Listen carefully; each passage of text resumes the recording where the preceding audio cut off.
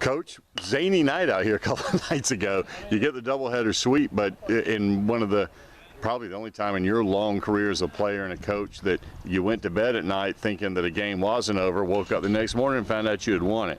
That was crazy stuff, wasn't it? It was. You know, obviously it was a great feeling for us, and you know, not having to go to Charleston was big yesterday.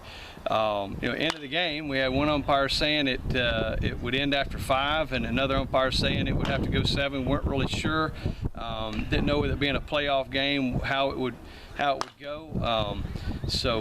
You know, we played it the way we thought it was going to have to go 7. We were prepared to go back down there, and then when we got the ruling on Tuesday morning, it was in our favor, and we surely were grateful for it. I hear the last inning or two out here was like playing literally in a swamp. It was. The game should have been stopped after 4 2/3. You know, the Charleston team had come all the way up here, and it was about 11:15 at that point, and talked to the coach, gave him an option to stop it and go back down there to Charleston, and he asked his team. The team wanted to continue playing, so we played. And the last 2 innings were very, very wet, puddles on the field, and borderline not safe. And you know, we got to the top of the 7th. They put up some runs. We went back out to start the bottom of the 7th, and their coach didn't want to play anymore, and the umpire stopped it. The pitcher said the mound was too wet, so we stopped, thinking we were going to have to go back down there to finish those last 3 outs at their place, and fortunate for us that we didn't have to go.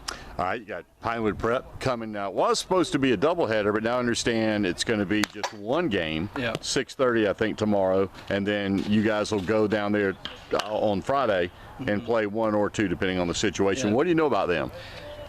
They're a solid ball club. Anybody that wins their region is going to be a solid ball club, and you know, we faced a tough team, Northwoods, last year out of Charleston. So you know, we've got to go in there expecting a dogfight with them. They're a higher seed than us. They won their region, so you know, we got to go in there feeling like they think they're better than us, and they are, and we've got to prove it different. So I think we'll be hungry. I'm glad we got tomorrow's game here, and hopefully we can get ahead of the series and go down there and try to get 1 of the 2 at their place.